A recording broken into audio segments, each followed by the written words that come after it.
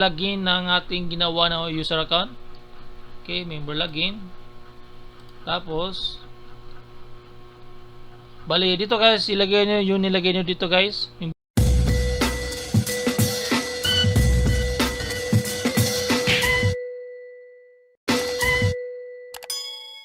What's up guys? Welcome back to my channel. To this video ay sasagutin natin yung tanong ng ating isang subscriber, okay? Bali, ang kanyang tanong guys, ito yun. Bali, Sir, tot naman paano i-whitelist si MAC address sa Wi-Fi or ipalibre yung cellphone na paglalagyan ng bendo ko, okay? So, normally guys, sa mga ganyan situation, no? Yung iba ginagawa guys ay nagbibigay ng voucher code, pero ang problema guys ay meron siyang expiration date. Paano guys na ang gusto natin guys ay wala siyang expiration date? So anong gagawin natin guys? Bali, kung gusto nyo guys na bigyan interconnection yung mga pinaglalagyan na bendo or makalibre yung may-ari ng pwesto, I suggest na dito na papasok or dito natin gagamitin yung member logging ni Wi-Fi, okay?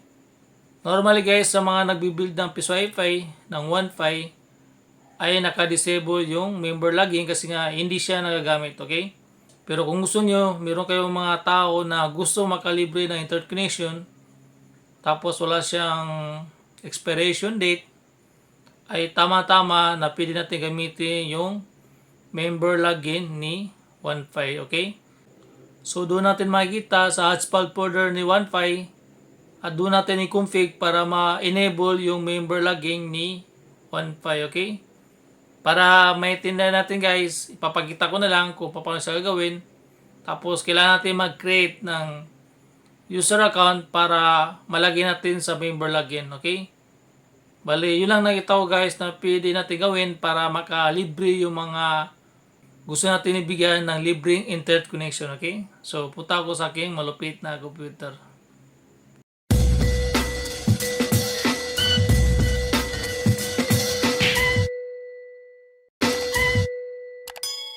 Okay guys, ito ang aking Wi-Fi piso Wi-Fi. Bali, ito na ang gagamitin ko para sa ating demo kung paano natin pagganahin yung member logging ni Wi-Fi, okay? Guys, nakakonect ito sa aking computer. Okay, dito yan guys. Itong port 4 para mabuksan ko siya or makonfig ko siya gamit ang Winbox. Okay? So, simulan natin guys. Okay guys. Bali, connected na ang ating Microtech sa ating computer. Bali, simulan natin i-set up or enable yung ating member login para makita nyo kung paano siya pagganahin, okay? Bali, una guys ay punta ko sa aking Winbox. Okay, click natin yan. Tapos mag-login tayo. Connect. Yan. Okay. Bali, ang una natin gawin guys ay hanapin yung file doon sa hotspot folder. Okay. Click natin yung files, then hotspot. Tapos hanapin natin yung nakalagay na config. Ito yung guys, yan. Bali, after natin mag-click yan, i-drag natin yan palabas kasi nga i-edit natin para mabago yung laman ng config, okay? Yan. Saan napunta? Okay. Saan na yun? So, ito yun guys. Yan. Ito. Right click and then i-click natin yung edit. Yan. Bali, hanapin natin yung member login. Saan na yun? Ito yun guys. Yan. So, normally guys, yung iba naka false ito. Sa atin guys ay gawin true, okay? So dito guys, naging true na siya. Okay? So hindi natin dapat baguhin yan. Kasi normal guys, ang nakalagay dyan, false, ganyan. Tapos nakalagay dito sa instruction ay kung gusto nyo gawing enable yung member login, kailangan ilagay ay true. So lagyan natin ng true. Yan. True. Tapos i-save natin. Okay? So, after natin ma-save, kailangan natin ibalik dun sa Microtech or yung sa hotspot folder. Ito yun guys. Bali, delete muna natin yung dating ito guys. Delete natin yan. Click natin yung negative sign. Okay.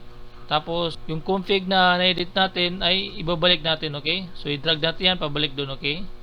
Yan. Pag ganyan, naka-enable na yung member login sa ating OnePay portal. Bale, sunod guys, yung user account, yung gagamitin natin para magamit ng client natin or yung tao na gusto natin bigyan ng free internet, okay?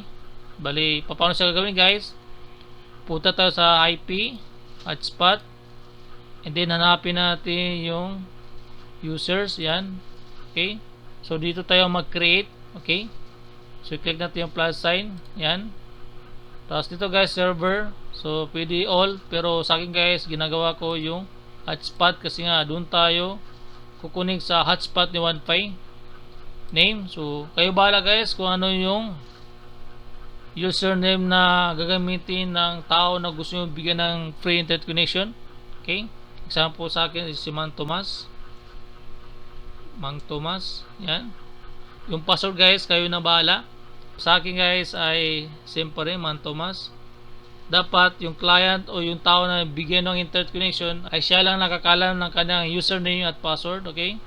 So profile, default lang.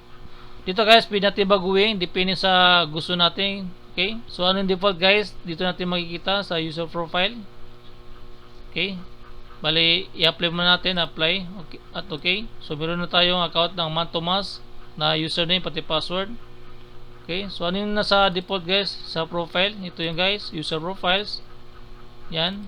Okay, so yan guys, may nakalimit siya na 3 Mbps, 3 Mbps. Okay, so paano guys na gusto nyo yung tao na gusto nyo bigyan ng internet connection ay gusto nyo i-limit na hanggang 10 Mbps. Okay, so paano natin gawin yun para mabigyan natin yung 10 Mbps? Ang gawin natin guys, sa user profiles, and then i-click natin yung plus sign. Yan. Tapos, dito name. So, palatandaan natin guys, ilagay ko 10 Mbps. Yan. Tapos, address pool, pwede none. Pero sa akin guys, ang pinipili ko ito guys, yung pang hotspot talaga. Para sure na mapunta talaga sa hotspot ni OnePay. Yan, i-click natin yan. Kung i-click nyo yun none, gumagana naman siya. Pero, yun na nga, mas prepared ko pa rin gamitin ito guys. Yan. Tapos sunod guys yung rate limit. So dito tayo maglalagay ng speed limit ng ating user or yung tao na bibigyan natin ng free internet connection. Okay, 10. Yan. Okay, click natin yan, apply, and okay. Bali meron tayong 10 Mbps na user profile. Pwede kayo magdagdag kung gusto nyo, meron 5 Mbps. So try natin 5 Mbps. Yan. Tapos address pool, yan. So lagay ko dito guys 5M. Okay, apply. So meron tayong tatlong option para sa profiles. Yung default 5 Mbps and 10 Mbps. So balik to sa user, yung ginawa natin kanina. Okay, ito, click natin yan. Tapos yung profile, pili nyo palitan. Gusto nyo guys na ang speed limit niya na magagamit niya dun sa hotspot or yung wifi ng ating OnePay piso wifi ay 10 Mbps. So i-click natin yan, tapos apply. Okay, yan. So ibig sabihin guys, yung account na yan ni Mang Tomas ay maximum 10 Mbps yung kanyang magamit dun sa ating wifi o signal ng ating OnePay piso wifi. Okay, bali ngayon susubukan natin kung gumagana siya yung ginawa natin na user account. And then tingnan natin kung lumabas yung member login sa ating OnePay portal. Okay, bali click natin yung wifi dito guys. Hanapin ko yung wifi name ng aking OnePay piso wifi. So ito yung guys, click natin yan, tapos connect. Okay, so hintayin natin guys mag connect.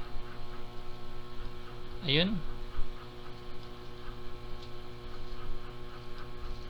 hindi sa lumabas. Bali type ko yung 10.00.1. Okay, yan. Okay, so nakita na guys, mayroong member login. Ito yung guys, click natin yan.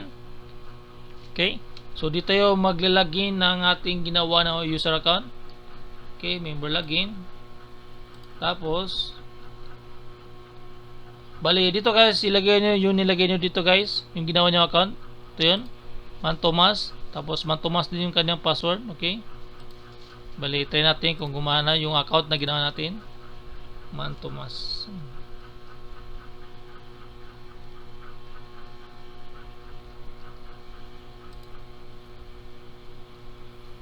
Okay.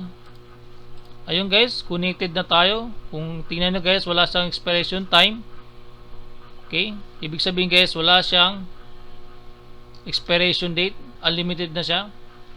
Bali, kung gusto nyo i-disconnect yung nakakonect sa inyo guys, na gamit yung member login, ang gawin nyo guys ay click nyo dito guys, balik tayo sa Winbox. Dito guys, ang gawin nyo i-click nyo yan, and then i-click nyo yung delete. Okay. Dito guys, yan yung minus sign, remove. Pag mag-click natin yan, mabubura yung account at mawawala siya ng connection sa ating 1 peso IP. Ganun lang guys magtanggal ng member login. Okay. Bali, subukan natin guys kung gumagana yung 10 Mbps na ginawa natin sa speed limit. Okay, tingnan natin. Bali, pass.com kung 10 Mbps lalabas dun sa ating speed test. Okay. Ayun. Okay.